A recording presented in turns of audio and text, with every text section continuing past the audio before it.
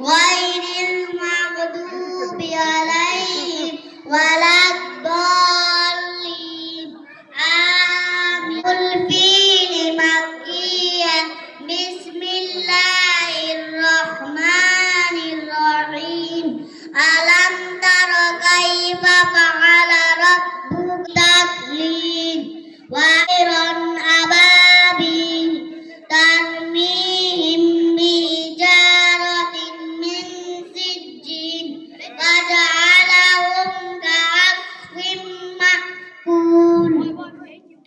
سورة قريش بسم الله الرحمن الرحيم لإيلاف قريش إيلافهم رحلة الشتاء والصيف فليعبدوا رب هذا البيت الذي أطعمهم من جوع وآمنهم من خوف. سورة الماعون مكية بسم الله الرحمن الرحيم أرأيت الذي يكذب بالدين فذلك الذي يدعو اليتيم ولا يحض على طعام المسكين فويل للمصلين الذين هم عن صلاتهم ساهون الذين هم يراءون ويمنعون الماعون. سورة الكوثر مكية بسم الله الرحمن الرحيم إنا أعطيناك الكوثر فصل لربك وانحر إن شانئك هو الأبتر. মাশাআল্লাহ, অসংখ্য ধন্যবাদ। অত্র মাদ্রাসার প্রথম শ্রেণীর ছাত্র মোহাম্মদ হাবিবুল ইসলামকে অসংখ্য ধন্যবাদ। এ পর্যায়ে বাইতুল মুকাদ্দাস মডেল মাদ্রাসা ও অভিভাবক সমাবেশ ও শিক্ষা প্রদর্শনীর পক্ষ থেকে শুভেচ্ছা জানাচ্ছি আমাদের অত্র মসজিদের বাইতুল মুকাদ্দাস জামে মসজিদের সম্মানিত খতিব হযরত মাওলানা জসিমউদ্দিন সাহেবকে। এ পর্যায়ে আমাদের মঞ্চে আসার জন্য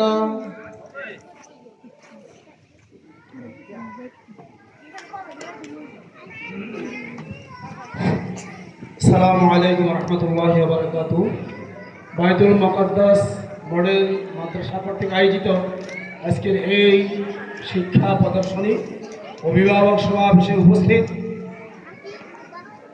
বাইতুল মুকাদ্দাস জামে মসজিদ মাদ্রাসা কমপ্লেক্সের সম্মানিত প্রতিষ্ঠাতা মোতওয়াল্লি সভাপতি, ওনার শত ব্যস্ততার মধ্য দিয়ে উনি আজকে আমাদের এই পরিবারকে সহযোগিতা করার জন্য, কমপ্লেক্সের কাজে সহযোগিতা করার জন্য সময় এসেছেন এবং উপস্থিত হয়ে আমাদের সবাইকে উনি উদ্বুদ্ধ উৎসাহিত করেছেন। এই জন্য ওনাকে মসজিদ মাদ্রাসা কমপ্লেক্সের পক্ষ থেকে আন্তরিক অভিনন্দন, শুভেচ্ছা, মোবারকবাদ। আহলান সাহলান মারহাবান ইয়া যায়ুফাল কারাম। আমি সংক্ষেপে 5 মিনিটের কথা বলবো, আমারও বেশি সময় নাই। তারপরও এই মসজিদ, এই মাদ্রাসা আমাদের নিজেদের আপন প্রতিষ্ঠান, যার কারণে শত ব্যস্ততার মধ্য দিয়েও আমাদেরকে সময় দিতে হয়, বের করতে হয়। আমি গত 4 জুমা যাবত আমি মূলত যে কথাটা বলতে চাইছিলাম যে আমাদেরকে এই উৎকৃষ্ট শিক্ষা, শ্রেষ্ঠ শিক্ষা যেটা, এই শিক্ষা গ্রহণ করতে হবে এই জন্যই যে এই পৃথিবীর জীবন, আমাদের এই জাগতিক জীবন যেটা নাকি আছে, ইহকালীন জীবন, যে জীবনের জন্য আমাদেরকে আল্লাহ তাআলা দুনিয়াতে পরীক্ষায় নেওয়ার জন্য প্রেরণ করেছেন, এই ইহজাগতিক ইহজাগতিক এই জীবনকে স্বাভাবিক রাখার জন্য, স্বাভাবিক বলতে সকল পদার্থ, জীব পদার্থ, জড় পদার্থ, প্রাণী জগৎ সব কিছুর স্বাভাবিক সিস্টেম বজায় রাখার জন্য, সব কিছু স্বাভাবিক গতিতে কল্যাণ প্রদান করার জন্য দ্বীনি শিক্ষা জরুরি, অপরিহার্য। রাসূল সাল্লাল্লাহু আলাইহি ওয়াসাল্লাম হাদিসের মধ্যে বলেছেন,